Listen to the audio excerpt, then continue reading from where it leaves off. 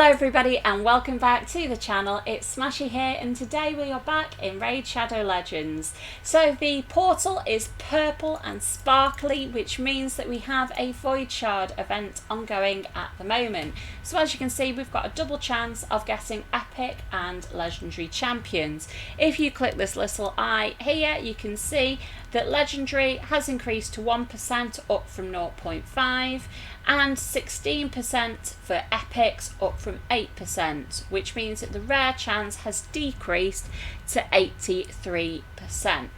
In saying that though, I wouldn't be upset if I did get some rare champions. I'm clicking on the wrong thing here. What are you doing?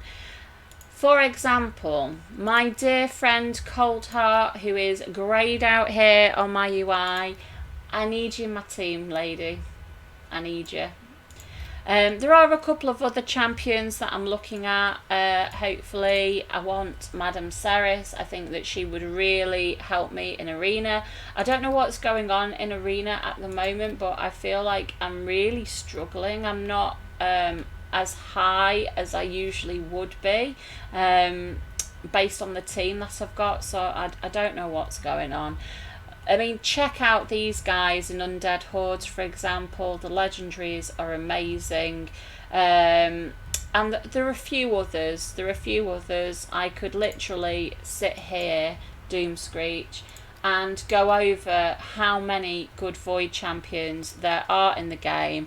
I still do not have any Shadowkin. Life just hasn't been fruitful with any Shadowkin at the moment. But an Aboro would be amazing. So please, can the Plarium gods work their magic? And this guy just looks like a beast. So he would be great as well. So without further ado, what we're going to do, guys, I've only got 8. But please be aware that these were all free to play. So these have come from having done daily quests and weekly quests, etc. As well as the clan boss. Yeah, they have sat there for such a long time. There's months worth of Void Shards there. If we did have the option to open them all at once, I wouldn't be. I would be opening them one at a time because they are so hard for me to get without paying anything.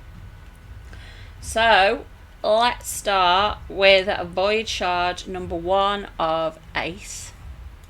Click. Oh. So Harrispecs might end up as food, not gonna lie. Oh no. Bloodhorn might end up as food. Don't need food. Come on, Plarium. I don't need food. I don't need you. I don't need you. Ugh. Oh, I keep seeing blue and my heart is like, please, please, please give me Coldheart, not a Steadfast Marshal.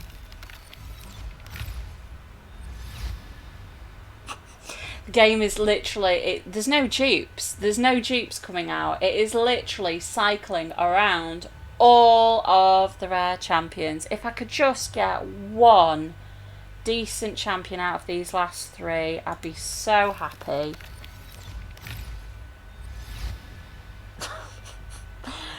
There's the dupe. I ruined it. I jinxed it.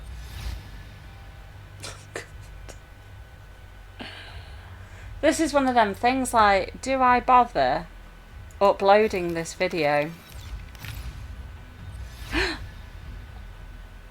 Oh, so this is a new dwarf, Roomkeeper Dazdirk, a support dwarf as well. So dwarves are one of the factions that I've always said that I need more of. I haven't been able to do much with them in faction wars, and if the new what's it called, Doom Tower does end up having a dwarf specific room, then, because we still don't know what those different rooms are going to be yet, so I really want to make sure I have a decent team. So his A1 is called Siphon Symbol, attacks one enemy and has a 35% chance of placing a leech debuff for 2 turns. So that's good with keeping him up. The damage does increase up to 20% when booked, and has a 45% chance when booked as well. Not too many books on that, which is good. So yeah, just a little bit more sustainability for that. Rune of Battle on his A2 places a 50% increase attack buff on all allies, that's nice, for 2 turns. Then fills the turn meters of all allies by 25%. What I like about this is, as I said in the Shadowkin video, there seems to be a lot of requirement now for turn meter manipulation. So I think that this is going to really benefit, particularly if he was paired with one of those Shadowkin that has this mechanic. On booking, you can see that the cooldown is reduced to 3 turns and the buff lasts for 2 turns, so there is only that 1 turn gap in which this isn't up, and it is the high increase attack buff as well. And then so this is Ascension, so naturally it removes all debuff from all allies. Purity Sigil. Then heals all allies by 25% of this champion's max HP. Oh, so that's good on its own. And then when you ascend it, places a 15% continuous heal buff for 2 turns on allies that have had a debuff removed. Well, that's great because, you know, most of the time all of your allies are going to have at least one. You know, if you think about all the bosses, arena, all different areas of the game, all of the bosses, all of the arena teams, they're all applying some sort of debuff. So he seems like a really flexible champion that I can see being used all over the place. So this heal increases by 20%. So this will go up to 45%, this 25% here. I wonder if the 15% continuous heal increases with that as well. I presume it will do. So from 15% this will go up to 35%, and then the cooldown is reduced to 4 turn. Okay. And then his aura is increases ally attack in all battles by 25%. I wouldn't necessarily use that aura, to be honest, but it seems like a very, you know, steady kit. I think it could be quite useful, and I think especially with it being a heal based support, he will be quite useful in faction wars. Just having a quick look at his stats here, he you know, he is got a fair amount of speed. It'd be nice to see that over 100. But all in all, I am quite happy with you, Rune Keeper Daz Dirk, and I can't wait to check you out.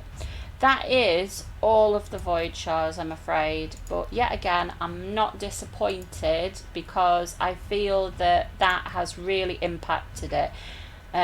This is my Dwarven team at the minute, and yeah, you can see that I don't really have many of the epics or any of the legendaries, so it is a steady work in progress. And don't get me wrong, there are some good blues here that I can use as well, but obviously if I'm going to invest in these champions, I want to make sure that I've got the best champions available, because silver is in short supply and I'm not willing to put too much money into this game.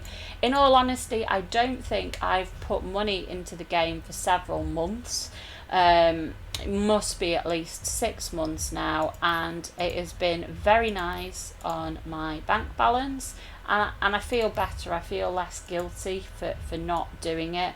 I think that's always the case with me and pay to win games, is the guilt. I feel kind of the money I've spent on a microtransaction, what I could have bought for that in person. But anyway, I'm going to leave that there, guys. I hope that was somewhat enjoyable. We did get one epic champion. We didn't get Coldheart, which is such a huge shame.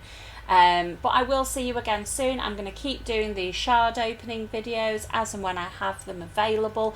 If you would be so kind to drop me a like on the video, and as well as subscribe to the channel, and you'll be notified of when I'm coming back with more content for you.